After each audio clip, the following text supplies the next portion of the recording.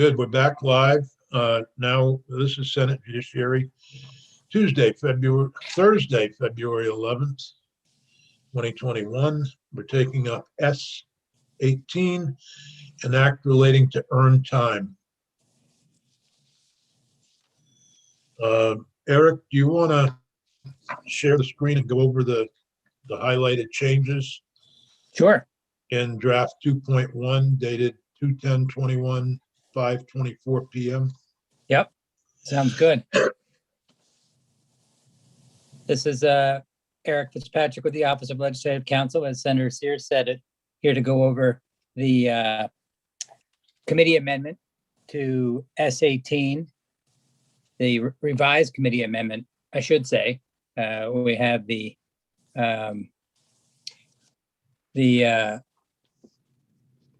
first version that you'd already looked at, I think it was yesterday. And the version we're going to look at today is a revised amendment based on the committee discussions that took place yesterday, as well as some back and forth that I then had with some of the witnesses on the proposed changes. So the first one I'm just going to pull it up here real quick. So here we are. Can everyone see that? Yes. Yep. Thank you. Okay, great. Sure. So this is, as Senator Sears said, version 2.1 of the committee strike all amendment.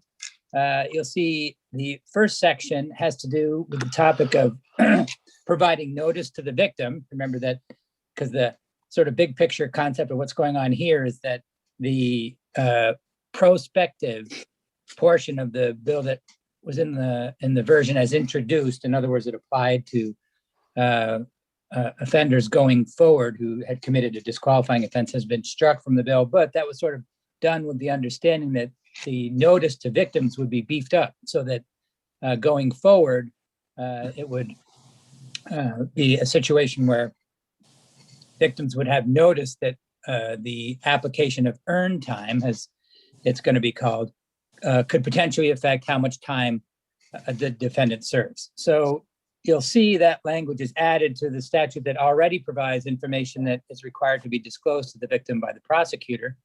And then it adds another piece, which the first part of it you looked at yesterday, and that specifically says that as part of that series of information points that have to be disclosed, you add to it that the victim is informed of the maximum amount of earned time that the defendant could accrue. And then there was an addition to that was discussed yesterday.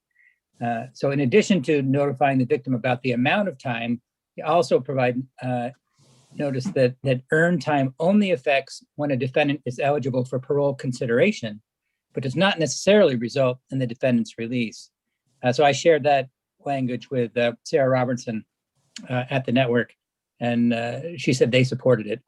So that's the concept that's supposed to address. I think Senator Sears, you had mentioned that yesterday. Yeah. So that's, does that seem like it captures what you were hoping for it to get? For me, it's great. Anybody else on the committee have?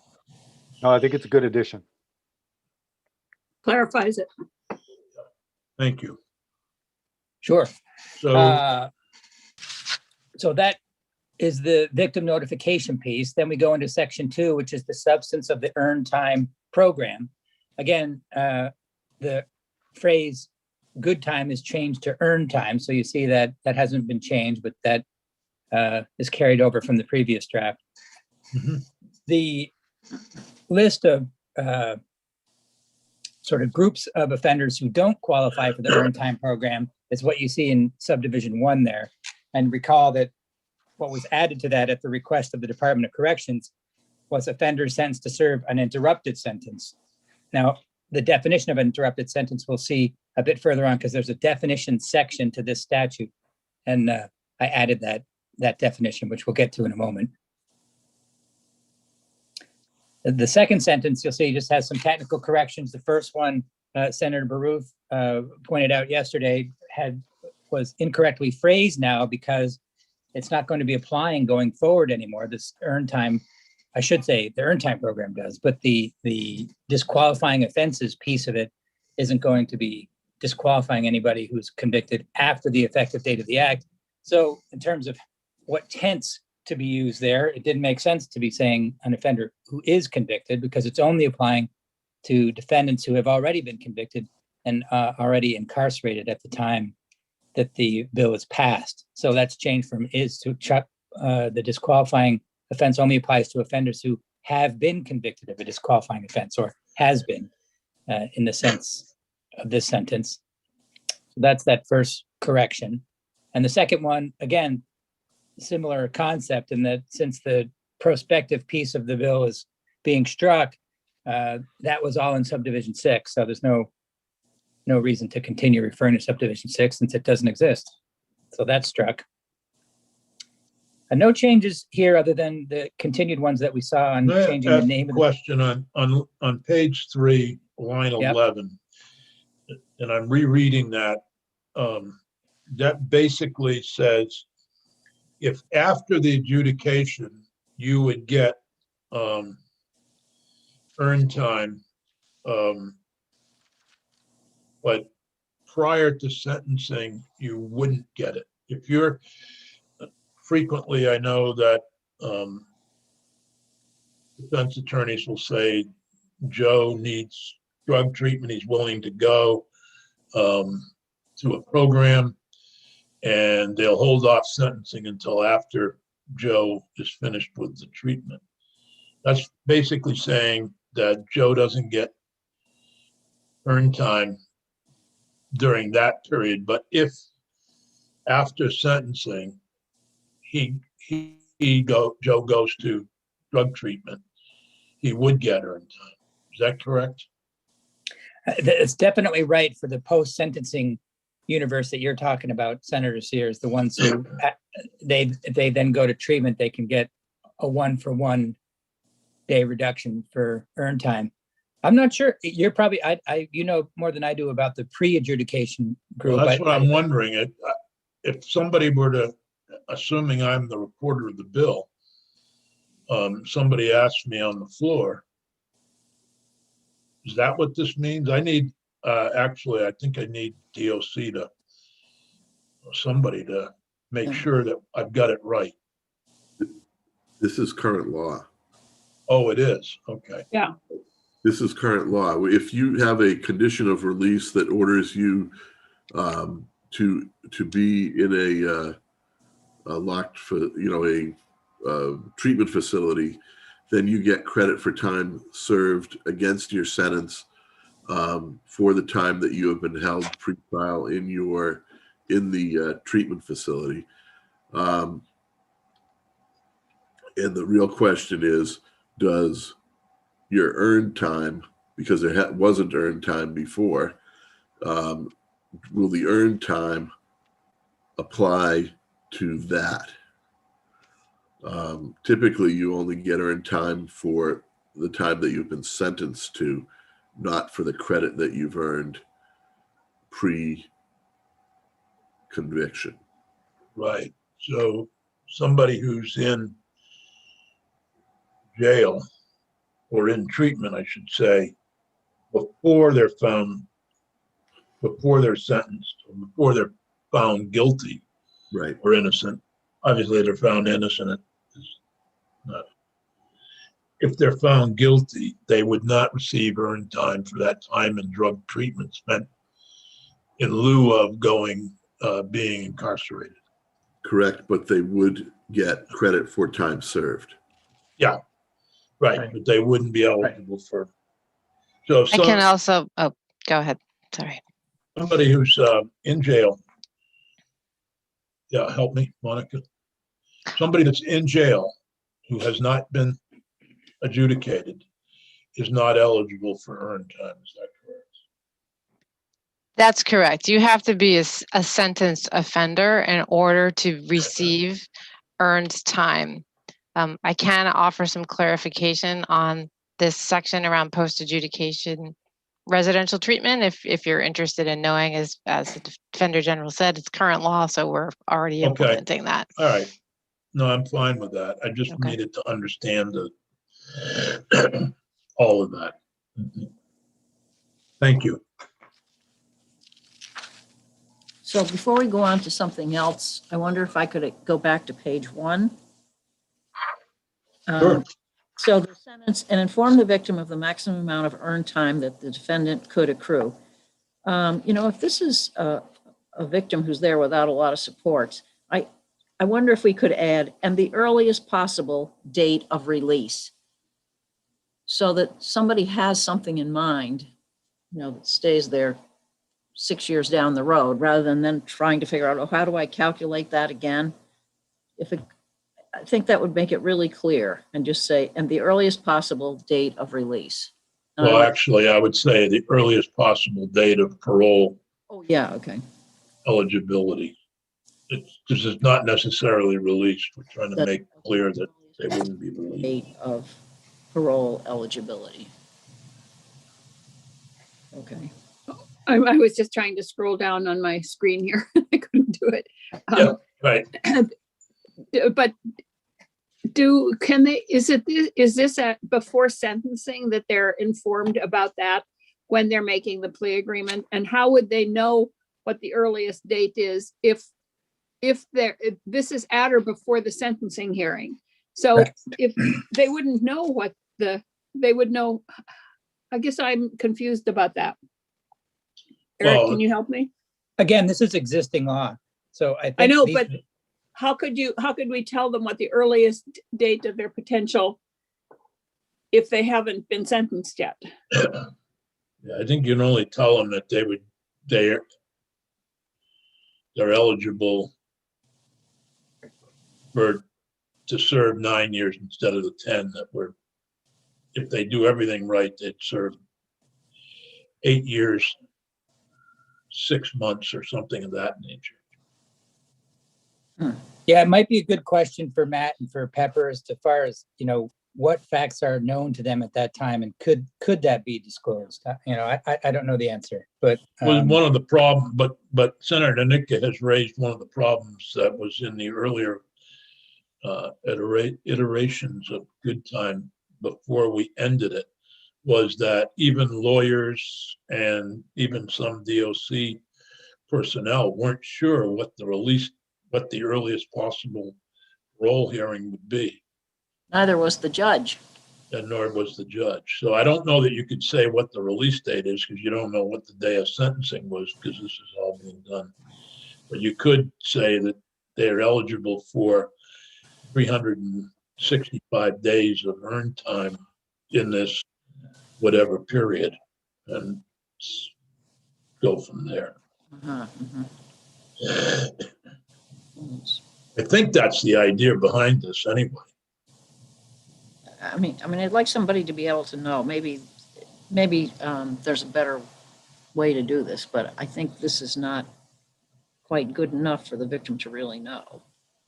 Well, Maybe, I don't know. I can't see who's here, so if Sarah Robinson or Chris Fenno or Matt Valerio or James Pepper wants to speak. To me, Matt? this is one of the easiest parts of this. Yeah, To be honest.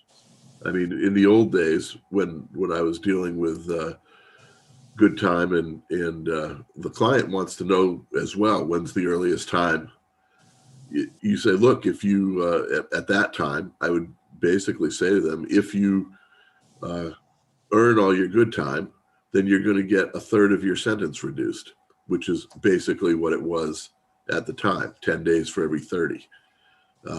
And now it's, you can literally put it on a chart and see if somebody's sentence is X number of years or months, then and they earn all of their good time the earliest possible day that they're going to be able to do it, it'll be right there on the chart. It's not a hard. This is an easy one. It probably should be passed out with victim information on every plea agreement. it's basically a week a month. And so in 12 months, you would get 12 weeks if you earned it all. Off their minimum? Off their minimum. Yeah, off their parole eligibility date. Can somebody out there with a computer make up the chart? That- I This think is, you can do that, Senator. Yeah, this is James Pepper. I agree that this is a relatively easy calculation to do, and I don't think the victims advocates have any problem with being the one to deliver that information for the prosecutor's office. I do think that we would want some help from DOC to do an easy calculation, because if you look at the way the good time rule was drafted, there are certain complexities about especially providing a specific date.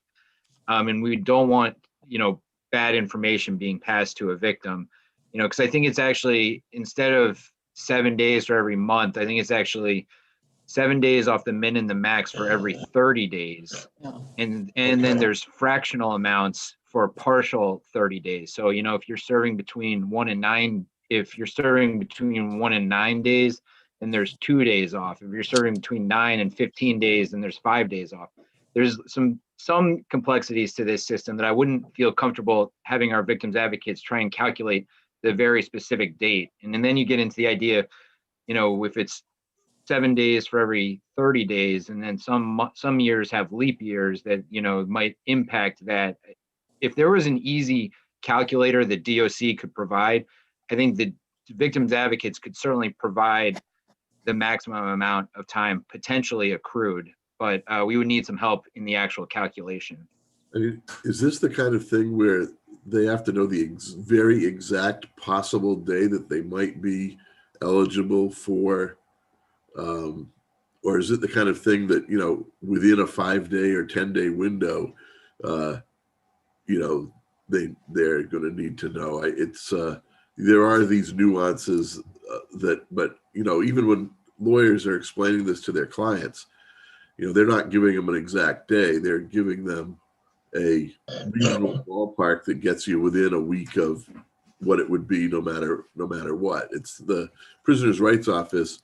When you've been in jail for some period of time, a few days extra is not just a few days extra. It means something to you.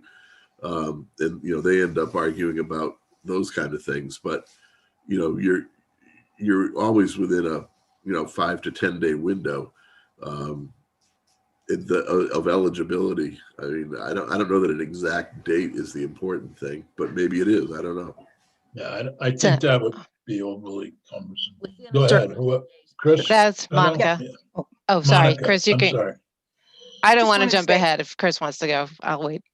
Okay, I don't think I think anybody who was given an exact date, there's all kinds of things that can happen. So I would think that the important thing is that they understand how it's calculated. They're going to be getting, if they want, they're going to be getting notification of how much is being earned. And then hopefully advocates will be able to help them, because they can call the advocate years later and have a conversation about what this all means. But I think, lots of things can happen. The compassionate release, you don't want to give people a date, because I don't think it's realistic to think, especially for longer sentences, that that's going to be the day they get out or the day they get paroled. Yeah, I agree. If I could just add, Senator. Yeah, Monica, yes, please. Thank you. It's interesting. Defender General mentioned a chart, because that was something that had occurred to me as well. I do think it would be really valuable for the victims advocates at the state's attorney's office to have something that's easy to show, like in the best case circumstance, this is how much would come off someone's minimum and maximum sentence, and show people. And I think that we could work together to do that. What I would want to avoid was having every sentence have to be calculated twice by our sentence comp unit in order to give people an exact date. So I think we can work something like that out, because the calculation is fairly straightforward. And then, and as we've all said, just being in the range just to show is probably good enough. And our victims advocates are also going to be available. And there's also more information that we're going to be making available to people about someone's release date. and that will be available, that is available publicly now and will continue to be available publicly. Thank you. Okay, Senator Nitka? I'm okay if it's even within the month, but I think does everybody have a victim's advocate? Are there not some people who don't? People that weren't a victim or people who don't want to have them. Victims, does every victim who's out there that you know of be taken care of by the victim's advocate's office?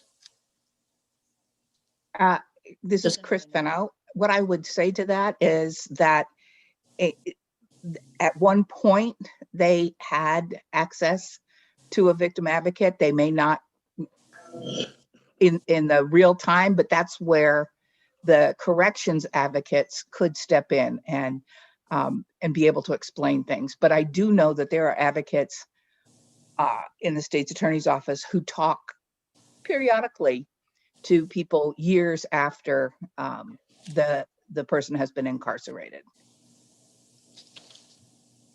Okay, thanks.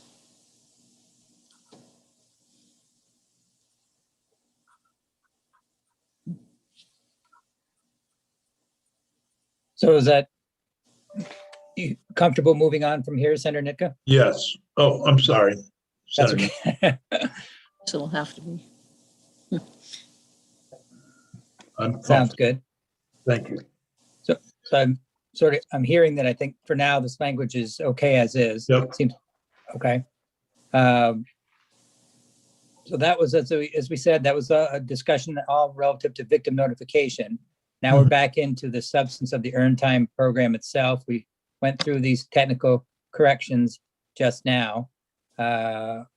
Move further down to the substance of the program. And again, this is for offenders who are serving a sentence at the time that this goes into effect. So it's only applies to that universe of offenders, folks who are serving a sentence at the time, and it has to be for a disqualifying offense. And if you are serving a sentence for a disqualifying offense at the time this bill is passed and signed, then going forward, that person doesn't earn any further earned time. They would still have the right to keep any earned time that they had earned up until the effective date of the act, but they wouldn't earn any additional amounts going forward. So as the committee was discussing, that means obviously the crucial point in defining that universe is what is a disqualifying offense. And you'll see voluntary manslaughter is highlighted because the committee wanted to look at that again. I don't think it still said that you have two subdivision Bs there just because I don't think a final decision had been made, but you wanted to at least look at it again and think about it. Yep. So the ones you have agreed on, I think, are murder, kidnapping, L&L with a child with the age gap exception that we discussed, Yep. sexual assault, aggravated sexual assault, and aggravated sexual assault of a child. The voluntary manslaughter one, I think, is still on the table for discussion.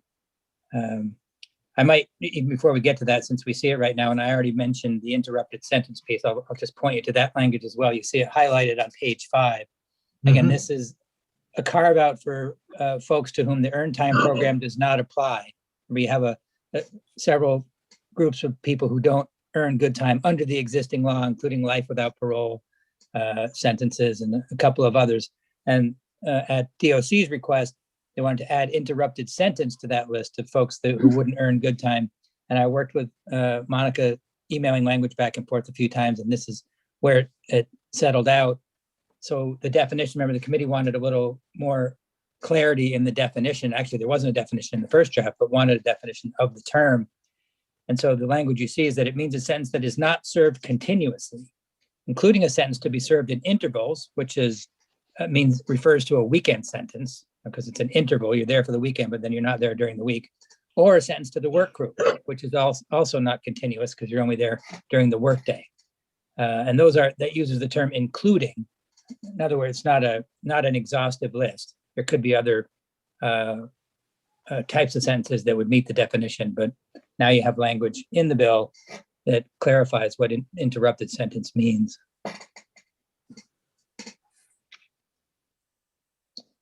Okay, I'm okay. Looks good. Mhm. And I Right. think, oh, sorry, go ahead, Senator Sears. No, go ahead. No. But I was just going to say that you also have the compassionate release section is still in here, but I know that was also something the committee was Right. discussing. And if you wanted to see the existing language that I think Monica had mentioned on release, and Senator Sears, you had referred to it as well, that there is some existing language in statute for when a person I think has a terminal illness. Mhm. I think we should be able to pull up here. Let's see. Yeah, Oh, here we you're are. working with your. I just did a white. I was trying to run your screen. I did the same thing. Your Oh, screen, sorry, not mine. Okay, thank you. I was doing it from my end. It's weird. I have my little mouse over here Moving it around. moving your Yeah. thing around. It wasn't working. What wasn't having any effect. No. Right. Well, just so you can take a look at the language, you see I believe the reference was to subsection D here of 502A, when an inmate has a terminal or serious medical condition that renders the inmate unlikely to be physical capable of presenting a danger. They may be released on medical parole to hospital, hospice, other licensed inpatient facility, other suitable housing accommodation recommended or specified by the parole board. So then there's some sort of accompanying requirements to go along with it, but that is the big picture of that group of people that can qualify for release on the basis of their medical condition. Yeah, Sorry, did you that's want to stick helpful, with? Eric. Yep.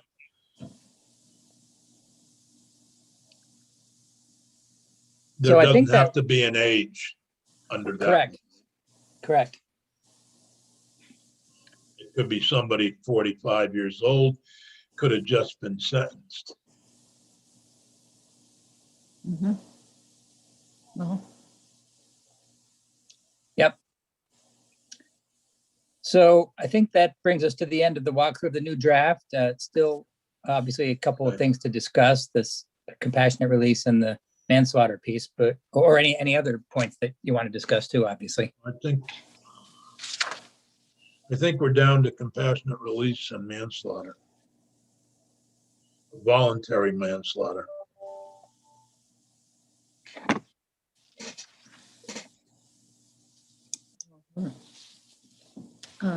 where are those definitions? Wait a minute. We've got them, I've got them on a thing I printed out, but Eric provided it to us. Maybe, can Yeah, you put up the definition of the manslaughter that you had? You did for us, Eric. It's Yes, let me- Ledge 353-133 V1. That helps. Thank you. Yeah, let me try and pull that up.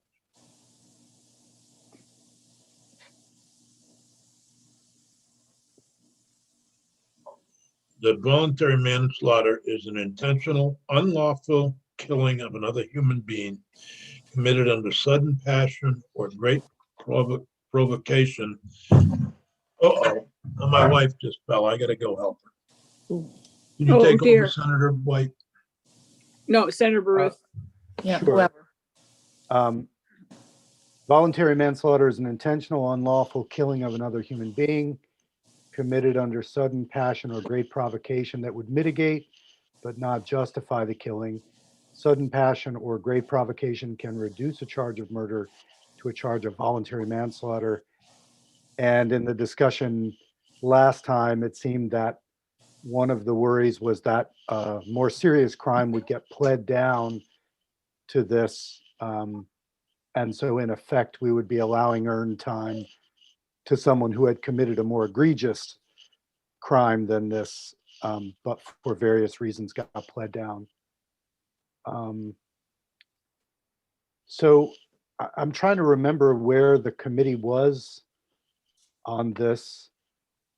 I have to say, I'm not personally against re-including this, even though we straw voted to pull it out before because of the testimony from the Attorney General's office and other things.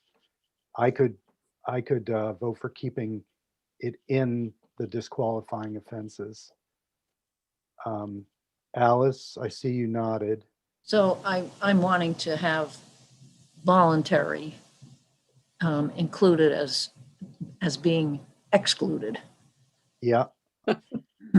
And are you saying then that you would be okay with continuing to have involuntary not one of the disqualifying offenses? Not crazy about it, but yes. Okay. Jeanette, where are you on that? Um, it's hard for me to say because I have issues with the entire bill. Yeah. Yeah. Understood. Senator Benning. Well, certainly involuntary manslaughter shouldn't be one of the disqualifiers. I'm looking at voluntary manslaughter and saying to myself,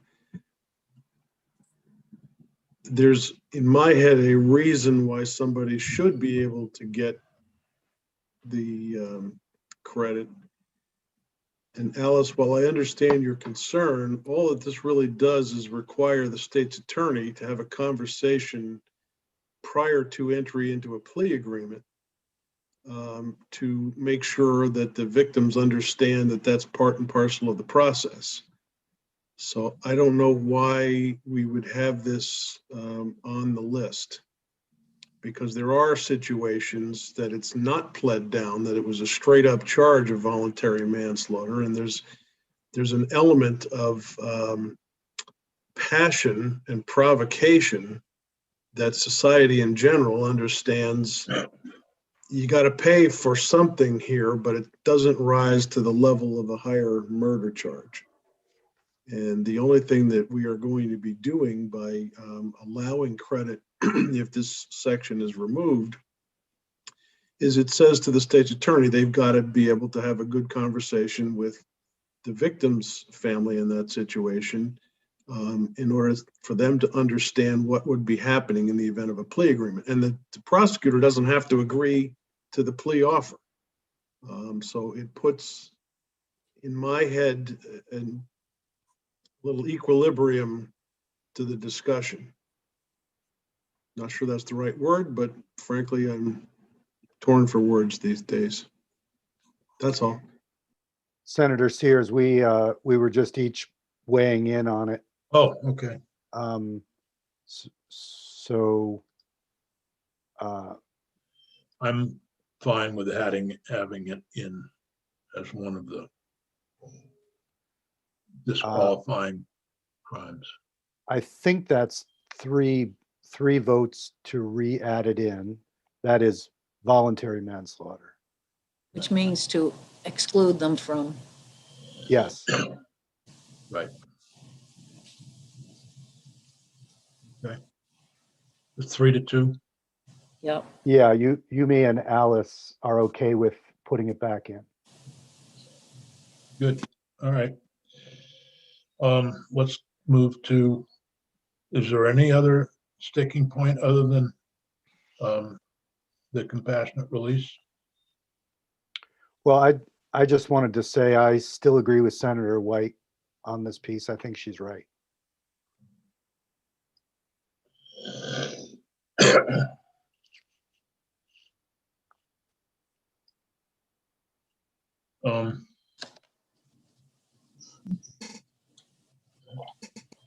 I can't support it without some language regarding the debilitating disease or something of that nature.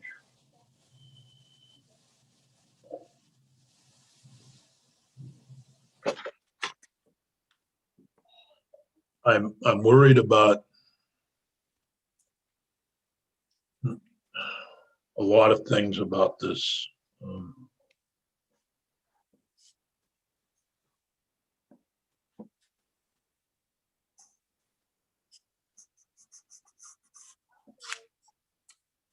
Well, Dick, for whatever it's worth, I'm going to agree with you. I suspect this provision contained in this bill is going to be a poison pill going over to the other side. It will No, be. they took it out last time. Yeah. I've Uh, already been told that they won't accept it. Okay. What I can agree to do is look at this in the miscellaneous bill, looking at that section of law that Eric just showed us.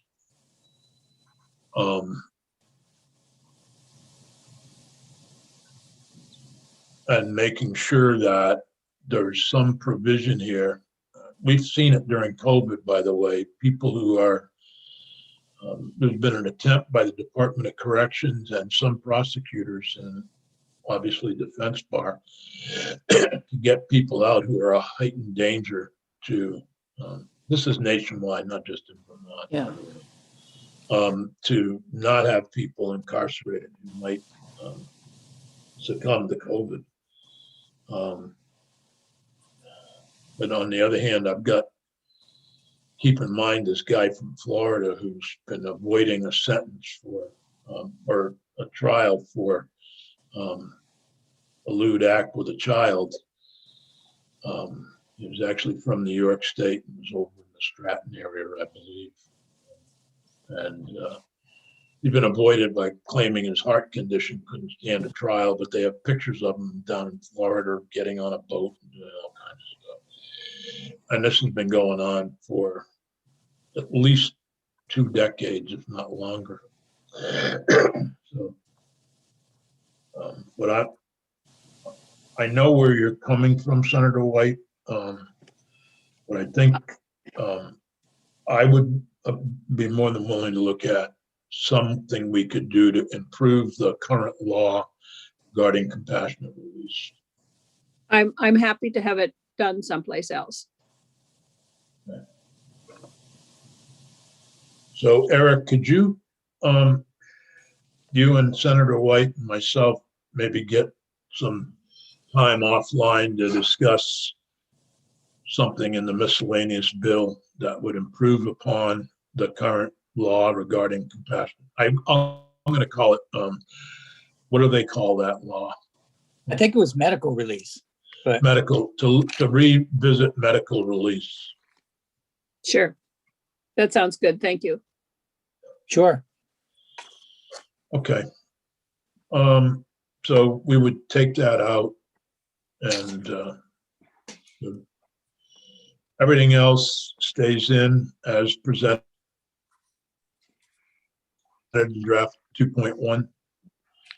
Eric, Yep. can you just Is there a motion scroll up to, to the disqualifying? Yeah, we, oh. Sort So of starts right there. there we go. Yeah, that sounds good.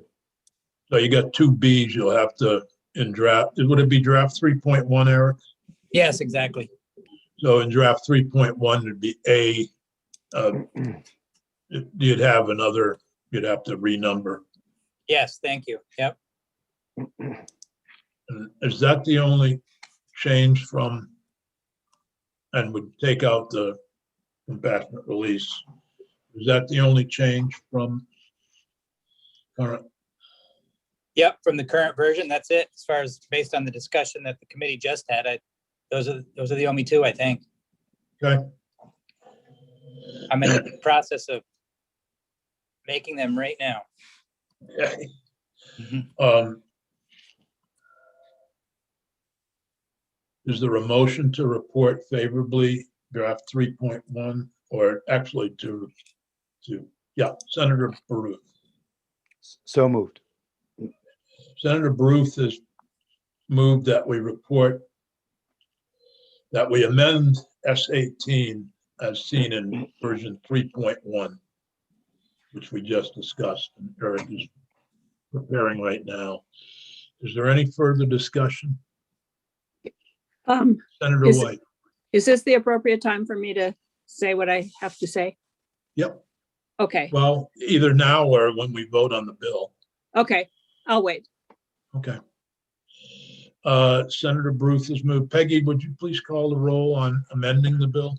I'm doing, oh, second. Yeah. Thank you, Senator- Senator. Senator Benning, Yes. Senator Nika, Yes. Senator White, Yes, Senator Baruth, Yes, Senator Sears. Yes. Okay, we've now amended the bill. Is there a motion to report draft 3.1 favorably? Senator I'll White, wait. No, I'll wait till the motion is made. Make a motion that we report it favorably. Senator Nika has moved that we report version 3.1 of the bill as amended. 18. Is there any further discussion? Senator White, Yes, I have to say that I have great sympathy for the victims, for the necessity, the potential necessity for them to relive the crimes done to them earlier and potentially more often than they would if we didn't pass this.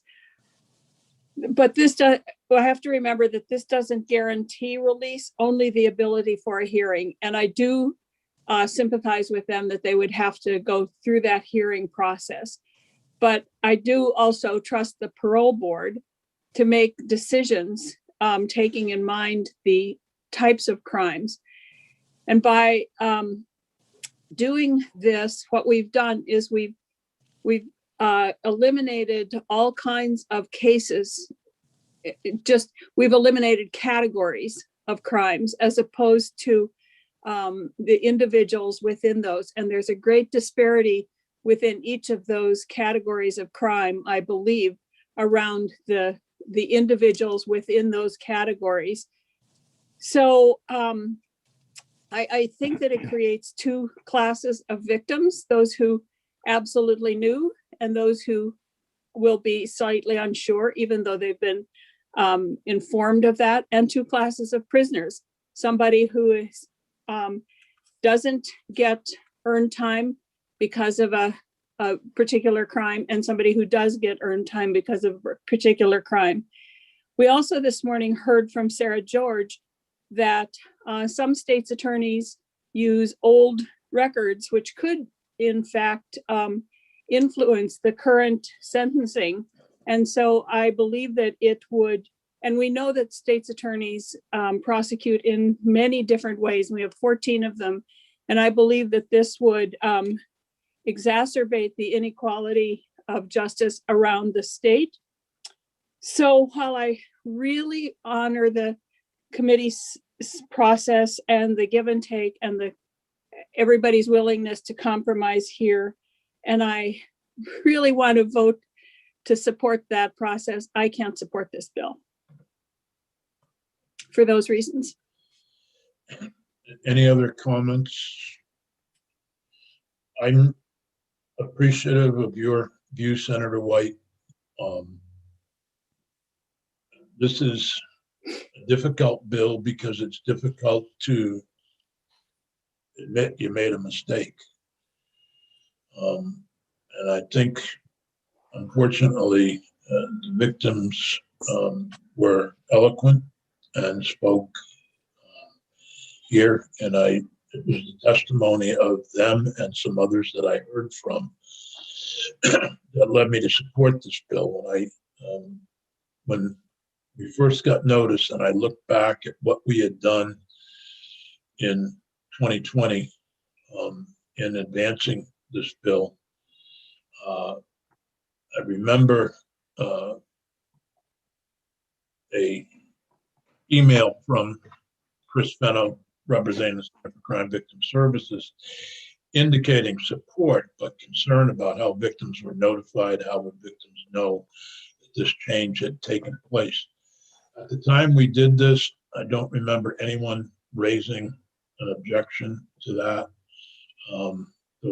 Everybody was involved, the state's attorneys, the attorney general, the victims groups, other than the network. I don't believe the network was involved.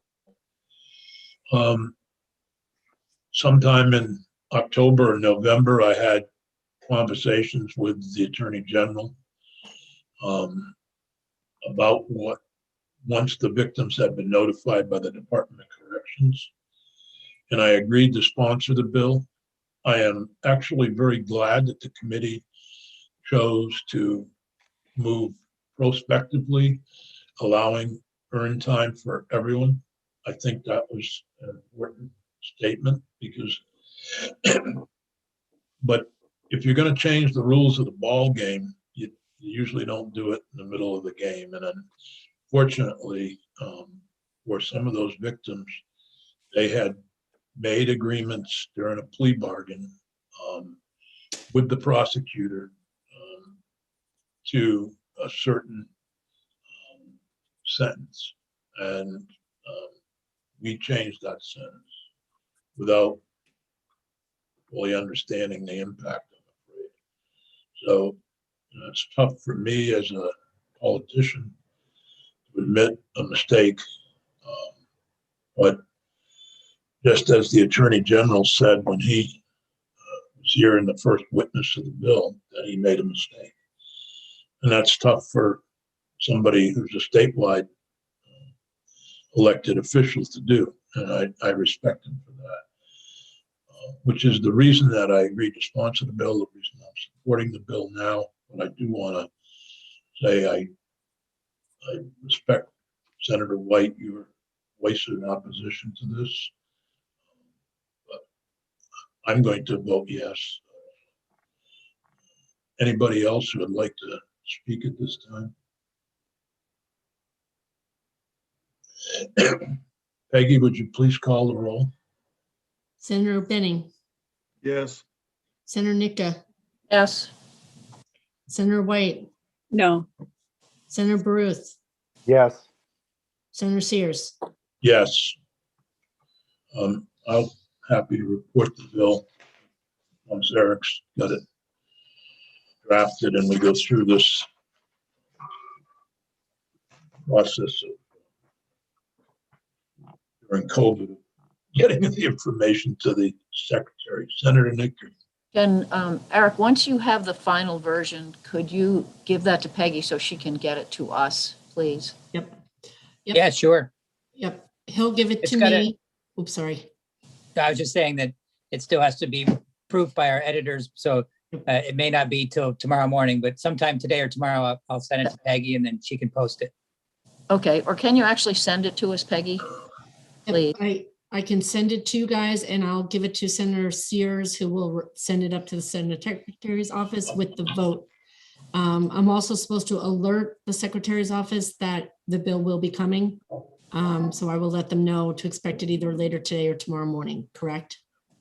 I think realistically, we'd have to say tomorrow, Peggy. Okay, that's fine. Yeah, I think Thank you. I actually would prefer to be reporting it not next Tuesday. I think at least we should have a caucus to discuss and both parties may wish to discuss it in caucus. Okay.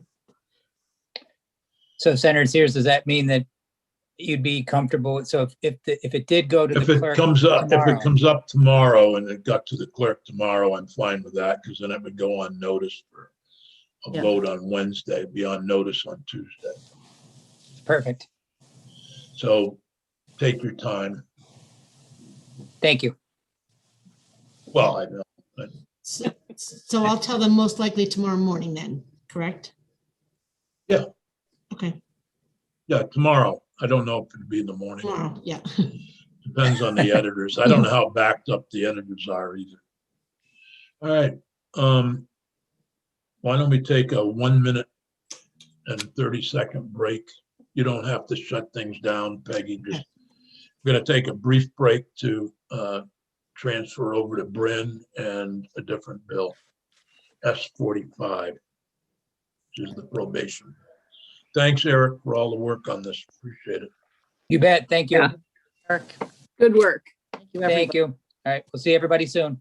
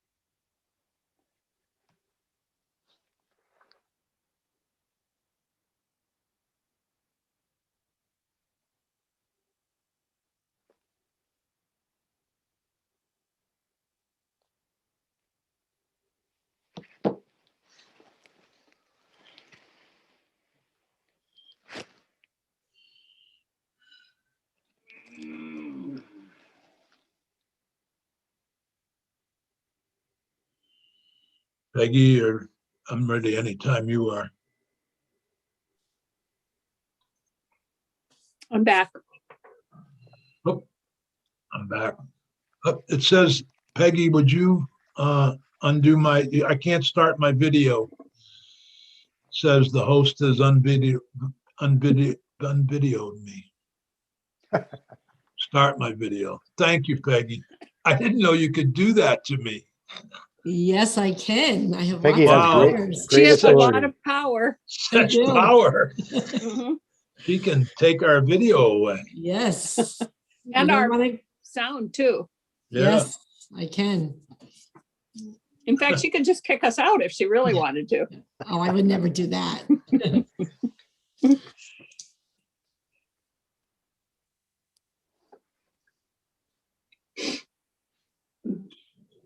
I have to say before we, well, I suppose we're still on YouTube.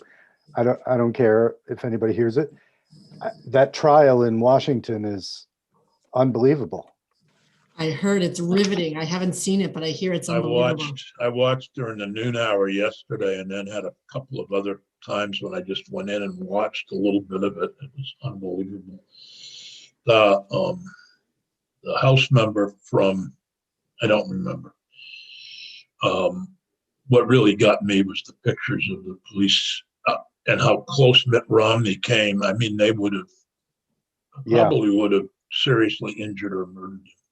So I thought it was Yeah. very interesting that a number of the rioters had big signs, blue signs. It said "Blue Lives Matter," and they were Yeah. attacking the police and Right. calling them pigs and all kinds of things. There's a disconnect there somewhere. Yeah. The House managers missed one golden opportunity when they showed one of Trump's tweets said, "Protect the blue," or something of that nature. But what it didn't say was protect the senators and representatives. And if I was in the House managers' positions, I would have jumped all over that absence of that language in that. Well, But that's- they've got a rock solid case right now. I hate to be the defense attorneys. So Yeah, that's what I'm makes going to it- ask one question, and you probably don't have an answer. But if he were to go to jail, would he have Secret Service protection? Well, he can't go to jail on this impeachment Right. motion. So I understand that. I'm I talking think- about I think if he New is- York and Georgia and other places. I think he's entitled to it unless the Congress says otherwise. Isn't there plenty of security in prison already? Yeah, they would put him in basically a prison that wasn't so different from Mar-a-Lago. So Right. Maybe they'd turn that into a prison. I don't know. I'm probably going to get criticized for asking that question. but well, it's a I don't good, mind. we have an imperial presidency and Yep. it continues after you're out of office. So Right. it's worth asking, like, if he demanded protection, what would you do? Yeah. Anyway, maybe he'll get probation and maybe this model bill that we're developing on probation would be Well, Earned good or time. whatever state. expungement. Can he get You have earned to earn time? good time. Earned time? I believe the federal Fed system does have earned time, and It most does. states do have some form of earned time. I think the only place he's ever going to be convicted would be, if he is, in a state court. The Georgia, one of the state's attorney in Atlanta, or district attorney, whatever they call him in Georgia, is investigating, and we know that in New York, the district attorney in Manhattan is investigating. Maybe. I think it was Marshall yesterday that talked about the federal system, wasn't it? Yeah, I think they do have a. Yeah.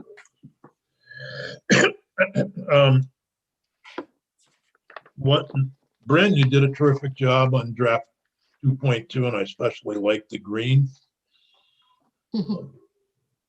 Maybe you want to share this draft for us to go over it this morning. Sure. While Bryn is sharing the screen, tomorrow morning I'm taking my wife to a doctor's appointment, So I'll be by phone, but Senator Baruth, if you could run the meeting on the Sure. robocalls. I haven't found anybody that's in favor of them yet, but we might hear from others. We'll probably get robocalls about them.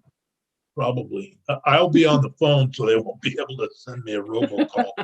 But I'll do my best to be involved while I'm at the doctor's office with my wife and while I'm taking her there. So Peggy, if you could send me the Zoom information. Well, you will send me the Zoom information, right, tomorrow? Yes, I will. And you can use any of those numbers that are included on it. Okay, because I may dial in and do it by phone. I'll do my best to be involved, but obviously I can't chair the committee while I'm there. I should be back in time for the discussion of the data charges. Spoke like a Boston accent. Data. Purpose of probation is anything in green has changed from the last version of the bill. Yep. So for the record, Bryn Hare from Legislative Council, walking you through draft 2.2 of S45. And I just wanted to start out by saying that yesterday, you remember that the committee was taking some testimony on this bill, and I think that you had thought you were going to return to it. So I quickly did a new draft and sent it out to the witnesses around 11:30 yesterday. And that was draft 2.1. So they may have reviewed that version. This Okay. 2.2 is really substantively the same as that one. I only changed a few things. So if the witness, so that's just for the witnesses' edification. Okay.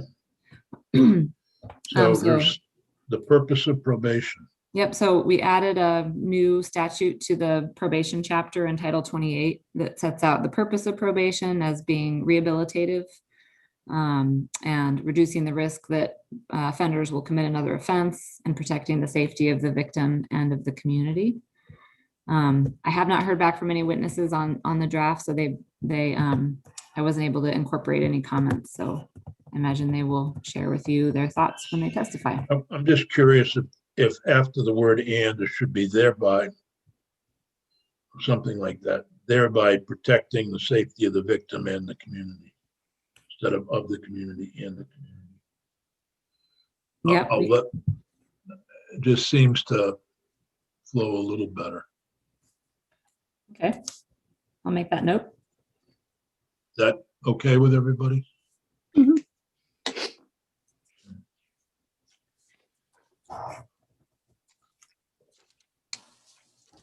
Okay, down line 17.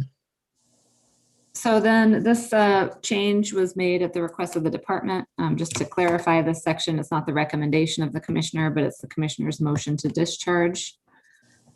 And then we've changed commissioner to prosecutor here. It's the prosecutor who would file the motion to continue probation, not the department. And then I've changed this, I've narrowed it down here to preponderance of the evidence. I thought that I heard some witnesses coalescing around that standard with the narrowed list of crimes. So I've put it in here, but again, it's in green, so it's flagged if you want to return to a different standard of proof. Then I move down to page 2. So these are the findings that the court has to make in order to grant a motion of the prosecutor to continue probation. So B, you remember, is what we've been sort of working on, that language in B, and I gave a couple of options here. The first is that defendant hasn't completed any determinate period of rehabilitative or risk reduction services required as a condition of their probation, or is not substantially in compliance with the conditions of probation. And this language matches the criteria that have to be met in the second section for the department to file a motion to discharge in the first place. So you'll see this language again later. Alternatively, I know there was quite a bit of discussion about the grounds on which a court may choose to continue the probation. I think you could also remove B, since the department is already screening probationers for this criteria. They're doing that up front. So if a probationer meets this criteria, then they'll go before the court. If they don't meet it, they won't wind up before the court in the first place. So Right. I think you could remove that language. Yes. Could I, Oh, sorry. no, go ahead. Go ahead, Senator Baruth and then Senator White. So I think I see what the language is trying to do. I think there's a little ambiguity, but maybe I'm reading it wrong. So when you say any determinate period of rehabilitative or risk reduction services, you mean a programming requirement that has a determinate length. Correct. So it's a 6-month program. But what it says is has not completed any determinate period of the services. So if it's a 6-month thing and I've completed 3 months, that is a determinate period. It's just not the complete program. You know what I mean? So I think the language is a little muddy in that way. It could say something like defendant has not completed has not completed a determinate program of rehabilitative or risk reduction services. Does that make sense? Yep. I think that kind of was my same question, but my question still is here, how do we, or maybe we addressed it somewhere else.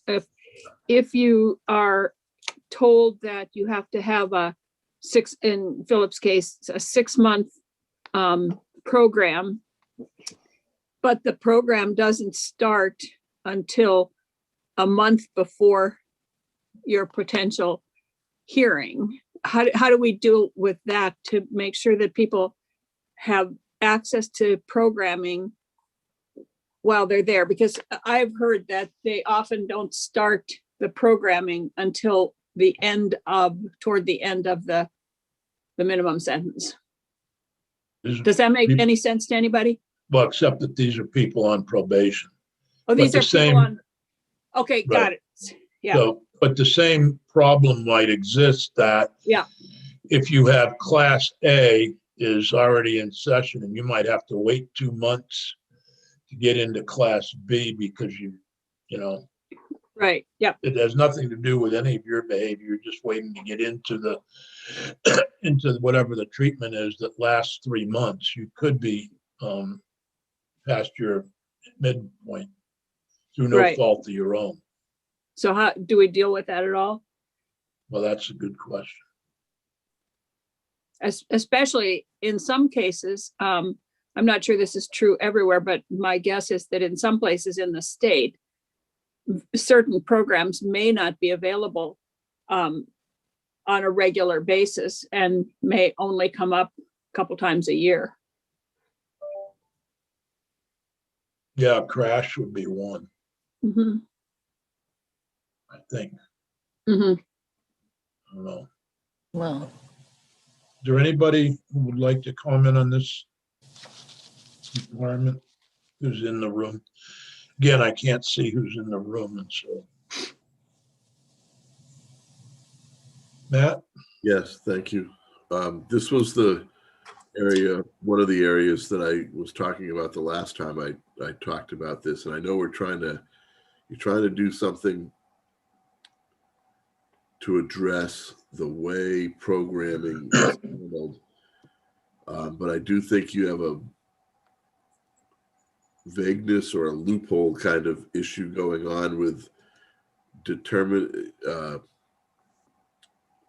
sub C has completed any determinate period of rehabilitative or risk reduction services required as a condition of probation and is substantially in compliance with the remaining conditions.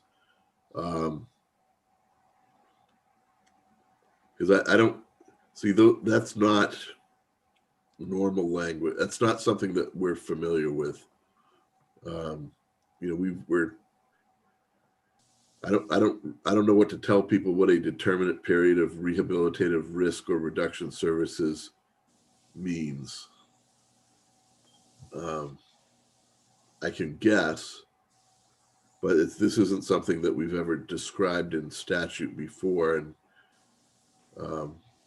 so when you're trying to put people on notice of what this means, it's not easy.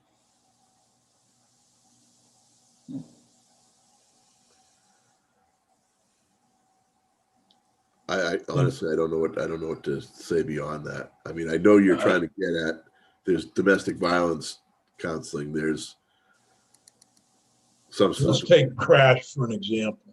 right? And You have to complete the crash program to get off probation. And the program started in September, but you weren't convicted until October. And now you have to wait till December to get in. right. How would that work with this language? That's my question. Is that, I think I'm getting hung up on the words determinate period. That's where the problem lies, huh? Because it's not really the time frame, it's the thing. Right. Yeah. So I think we need to remove this. I think it would complicate. I think it's covered elsewhere, frankly. This is Judge Grierson. Yep.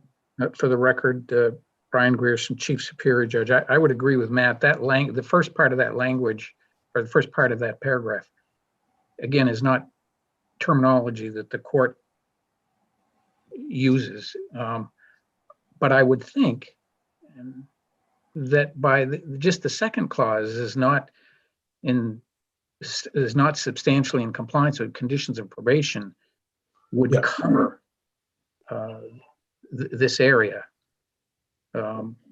because it would apply to basically any conditions. I agree with that. The situation you described, I don't think it's uncommon if someone has a condition of probation that they haven't met, that the probation can be extended for a period of time to allow them to complete a condition. So we'd read A, termination and discharge will present a risk of danger to the victim of the offense or to the community, or B, is not substantially in compliance with the conditions of probation. Is that how I would read that? That's my suggestion. I'm good with that. Committee? Sounds good. Yep, yep. Very Okay. Next is Right, so subdivision 2, this is just changing again the word commissioner to prosecutor here. So if the court grants the prosecutor's motion to continue probation, it has the option to continue for the full term or a portion of that term.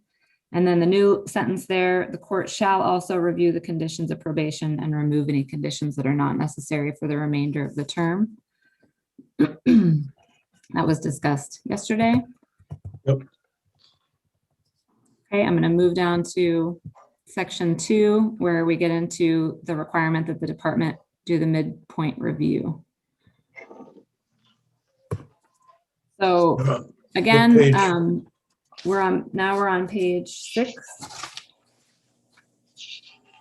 Right. I didn't hear definitively that the committee wanted to do this, but I made this change that now subdivision B, one of the criteria for the department recommending a person for discharge is that the person is not serving a sentence for committing a domestic assault or a stalking offense or a sexual assault offense or an L&L with a child. So we've narrowed the number of crimes that are excluded. And then C, oops, sorry. You see this language again about determinate period of rehabilitative or risk reduction services. So you may want to remove that here as well. Can you go over again the non-qualifying crimes, domestic assault, stalking, L&L with a child, and was there another one there? And sex assault, any of the sexual assault offenses.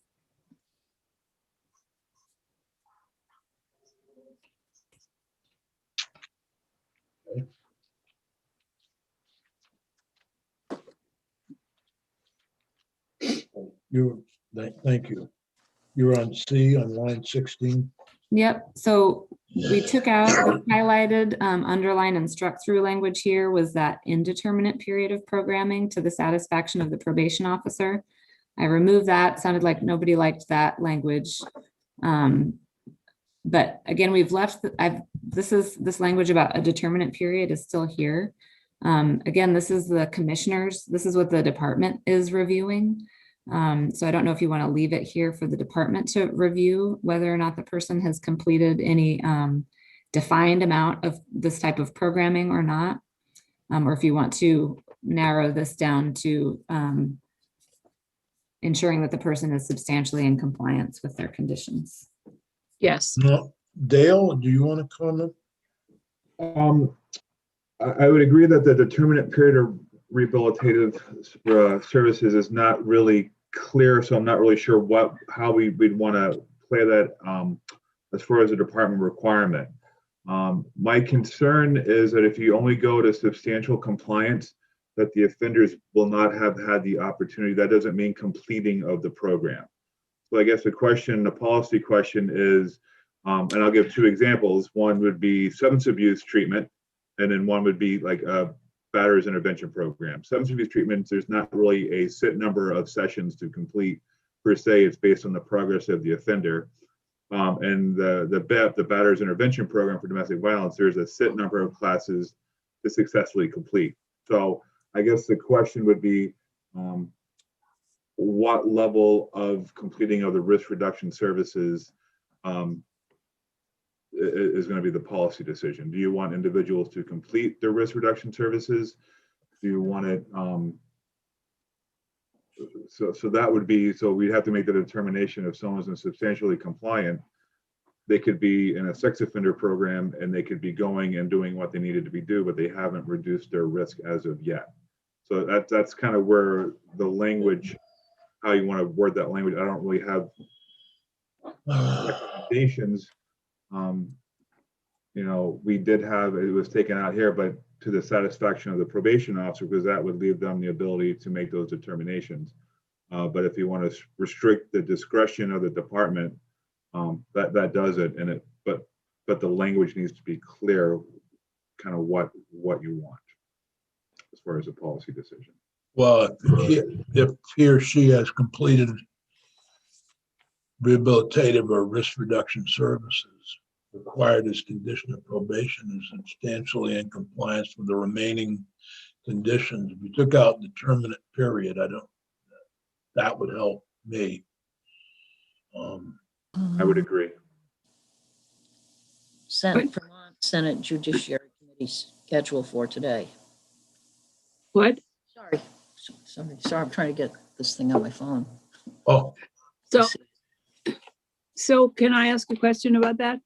So if you said has completed the rehabilitative, is that what you're suggesting? Is just taking out? I'm taking out the words any determinate period. Right. So if you has completed rehabilitative services, I would think that people with substance abuse issues, that goes on forever and ever. It isn't, you don't complete that. Well, no, it's whatever was required in the conditions of probation. They might require, let's take the DUI. You're required to go through crash. Right. You've completed that. You've been through it. Or anger management, there's 5 sessions of anger management. You went through it. You've completed it. Doesn't mean that you've successfully completed it, unsuccessfully completed it. You went to the things.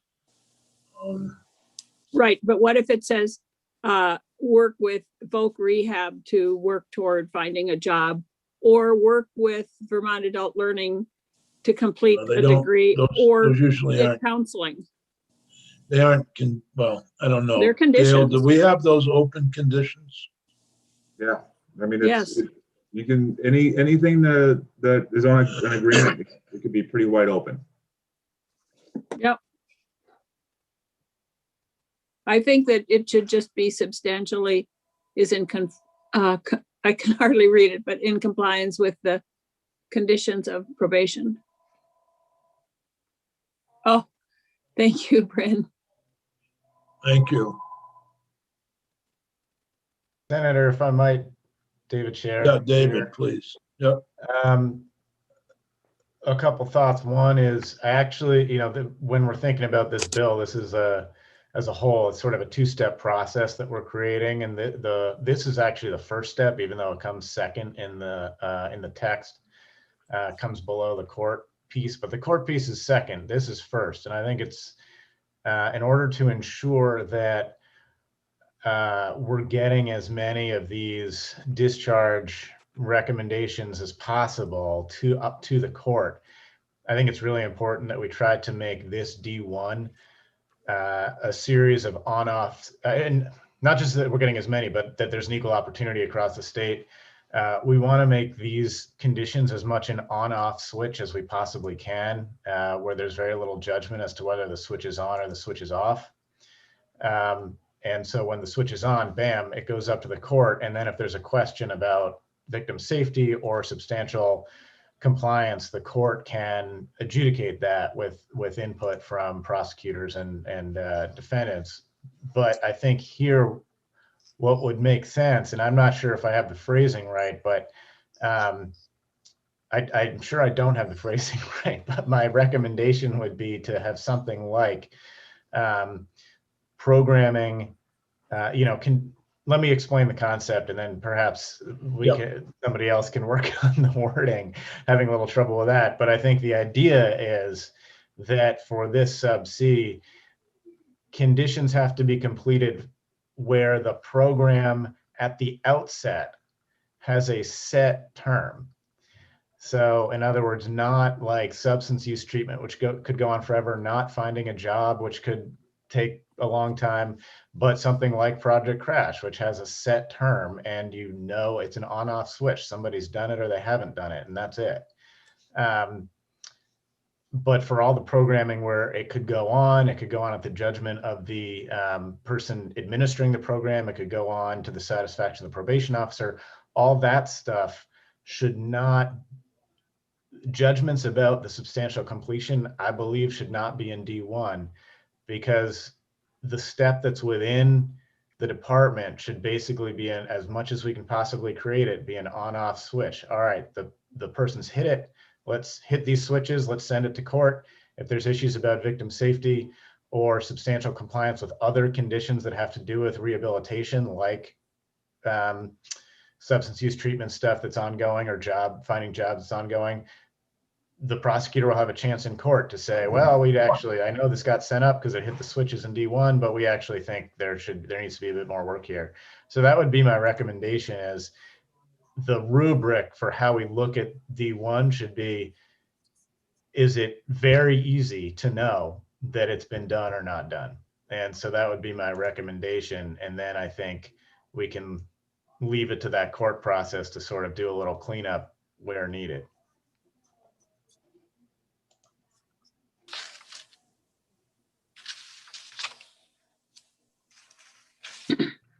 I think Senator Sears stepped away. I don't know what somebody else may have to take over. Okay, happy to do that. Any more questions about this section?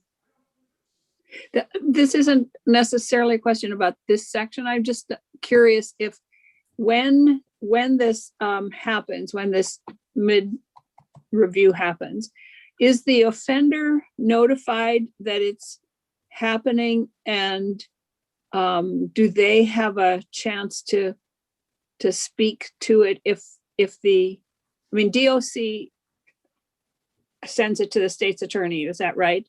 And then the state's attorney decides. Does the offender have any idea that it's happening or not happening? We would be discussing it with the offender. I mean, that's going to be one of the incentives that the probation officer uses in order to motivate the probationer to complete the conditions in order to get off supervision. And is that what happens now?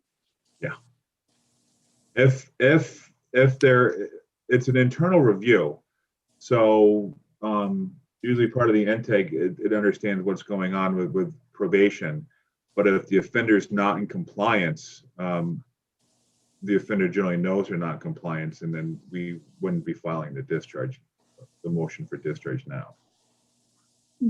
Okay, thanks. Bryn, Okay, I'm going to keep going then. okay. So I'm going to scroll down here to the next page. You'll see all this old language or existing language is struck through. What I've done there is removed that requirement that was in the former subdivision 2 that required the department to file a motion to reduce the term of probation if they didn't file a motion to discharge. And instead, in this new subdivision 2, we've changed this language to require that the department file for discharge once the probationer meets all of those criteria that you've set forth in D1. So again, referring back to that A, B, and C in subdivision 1. So again, whatever you do in D1 will affect what happens here as well. Subdivision 4, whoopsie. We've just removed this language about the commissioner adopting a rule. That really is existing statutory language. It's underlined here because I moved it around. So essentially that will be language that's repealed. But as the department testified, because the statutory language here is so directive, they sounds like they don't need a rule to effectuate it. And then we've changed the directive here about victim notification to require the prosecutor to make that notification, which I believe is current practice. Bryn, Yep. quick question. Good faith effort, is that currently the language? So good faith effort. I believe, requested by a couple of the witnesses that you were talking about last week. I don't know if you wanted to, the committee wants to put in more specific language about what good faith effort means. You do that in some areas of the law and in some you do not. It seems a pretty loosey-goosey term, because good faith is always in the eyes of the beholder. Senator Sears? Yeah.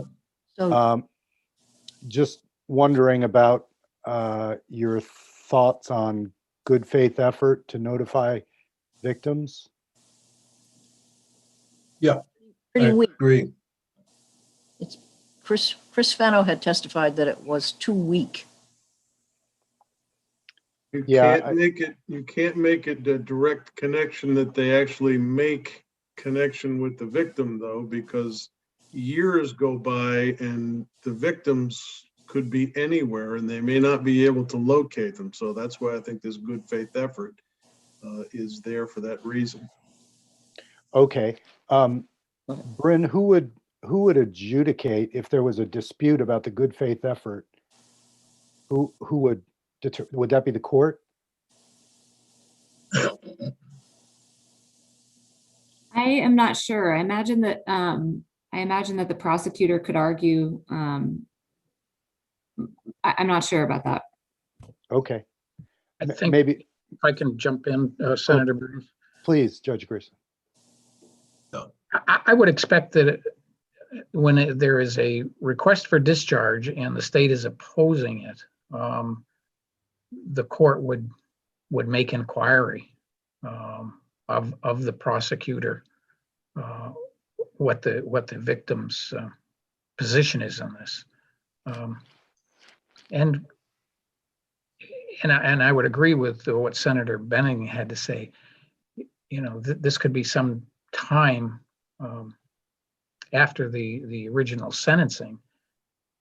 They may not have contact with the victim, but ultimately, whatever attempts have been made, we have to go forward with the proceeding. So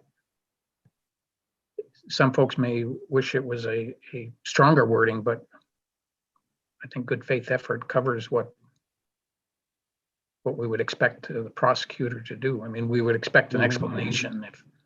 Yeah. I mean, presumably, if the prosecutor is opposed to the discharge, they would have had some contact with the victim. Maybe that's a wrong assumption on my part. In other words, I think you'd be more concerned if the state was not opposing a discharge in this case. So I think the language would meet the obligation. Yeah. There are cases where if the prosecutor tried to reach the victim and they don't have a phone number, they don't have an address anymore, the victim is moved. Some of these cases are, people are fairly transient. And so I think I'm all right with that. Is there some? Matt, did you want to comment? Yeah, I mean, I was going to say that this could be months or even years after the case resolved, and there may have been no contact with the victim, with the probation or the courts or anybody. So I think good faith effort is as good as you can do under the circumstances, because if it had required actual notice or anything, you'd be spending a lot of effort trying to track people down who maybe really don't want to have anything to do with it anymore. I think sometimes people have moved on. One of the problems I know the corrections department has is people don't notify the corrections department that they want information. So when somebody's released or something, for example, on furlough, I know there was problems with I didn't get notified. Well, they never asked to be notified. I could just mention one thing if it's helpful. Yeah. This is James Pepper from the Department of State Attorneys and Sheriffs. There is a similar standard in the expungement statutes. It's 13 BSA 7608 related to victim notification prior to agreeing to an expungement, which says that the prosecutor's office shall make reasonable efforts, but that those efforts shall not be a bar to granting the petition. And then it defines reasonable efforts as sending first-class mail to the last known address and making a telephone call to the last known number. So there could be a cross-reference to that, or just a copy and paste into Well, I this. suppose, yeah, you could do that. That sounds good to me. Sounds good to me. Seems a little Yeah, if strong. it's already in law. Yeah, sounds like a good idea then. It's a little bit stronger, so. You would support that as a prosecutor? That's what we're doing anyway, for the midpoint review. So yes, that seems reasonable. If the judge said, what does the victim think, you would report, we've tried to contact the victim, the last known address, the last known phone number, etc. Right.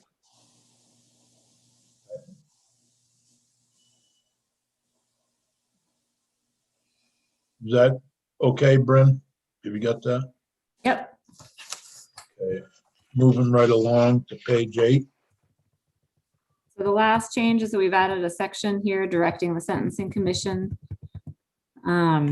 to take a look at the probation statute and the Pew Charitable Trust study that was referred to in committee yesterday, and consider whether Vermont should limit the duration of probation terms for misdemeanors to 2 years, and then report back to the Justice Oversight Committee by October of this year.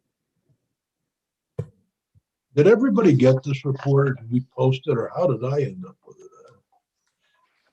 No, I mean, maybe we did Hold it up Somebody must- again. I got a great big couple reports. Is it this one? Oh, you can't see me. Oh, Yeah, it's not that one. This is from Pew Charitable Trusts. yeah, I think. And it looks at states, it's entitled States Oh, yeah. Probation and Protect Public Safety. Yeah, you've all got it. Cool. Well, I looked at page 18. Many states cap probation for misdemeanors at 2 years, and we're actually an outlier with no maximum.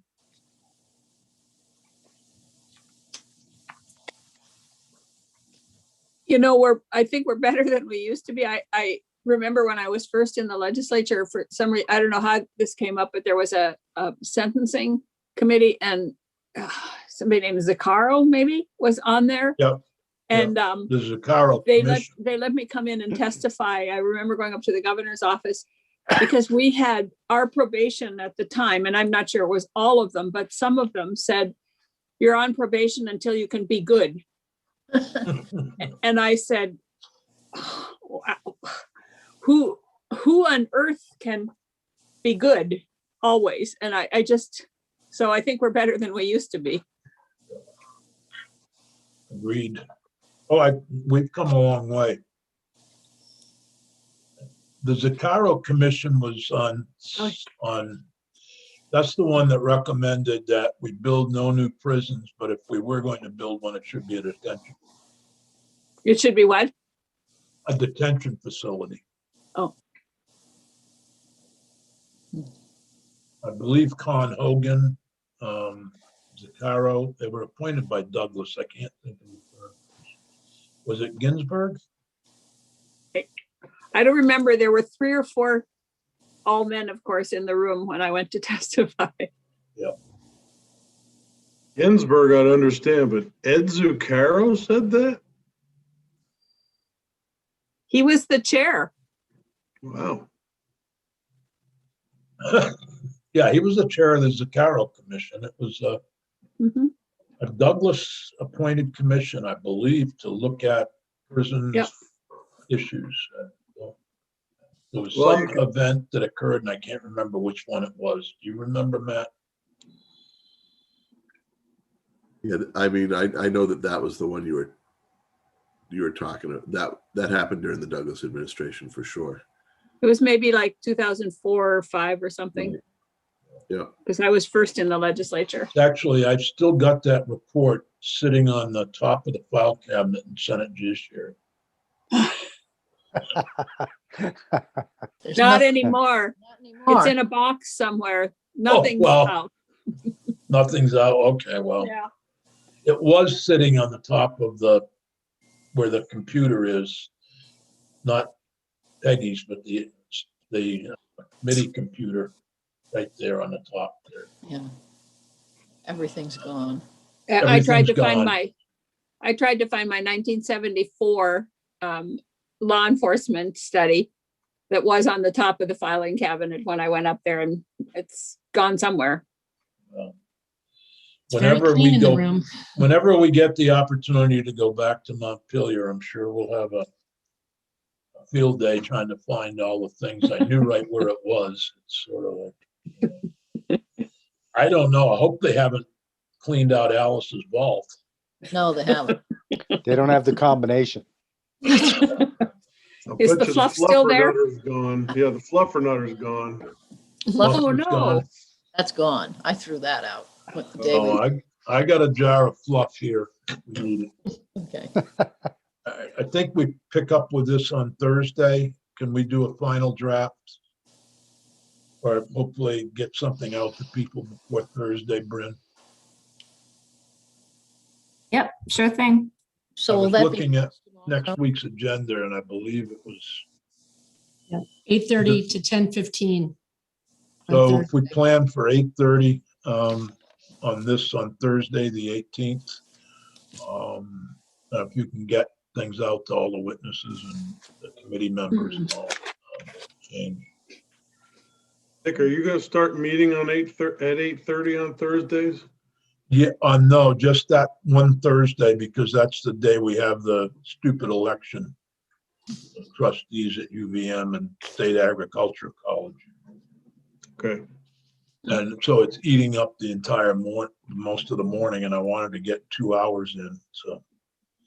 Okay, the other one is eating up afternoon committees. Yeah, well, that's also ridiculous. I don't mean the inspector, the adjutant inspector general and sergeant of arms are not ridiculous. It's us putting trustees on UVM's board. Senator Hardy and I agree that it's a bad idea. She's taken over Senator Ash. It is not a bad idea. Well, We'll debate it when the bill comes up on the floor from the Education Committee. They're going to remove the public trustees. Well, I don't know that that's a done deal to come out of the Education Committee. but, Oh, okay. Well, I guess I'll have to put pressure on Campion. I will tell you that I believe the election of the adjutant general is ridiculous. Okay. Well, you can passed change bill. that. We did. We passed it last year, and the House, well, it's very complicated, and I bet I voted for it. you did. Wagons. Wagons over there. Exactly. Join me in my constitutional amendment to cut it to 75. Can't we do it by administrative rule? No, it's in the Constitution. Executive order. Well, the other way that we could do it is reduce the budget so we only pay for 75. You have 150 but pay for 75? Yeah. Oh. And they'd have to choose who gets paid and who doesn't. Foolproof. It is. All those on the budget committee say aye. I'm sure we could get it past the Senate.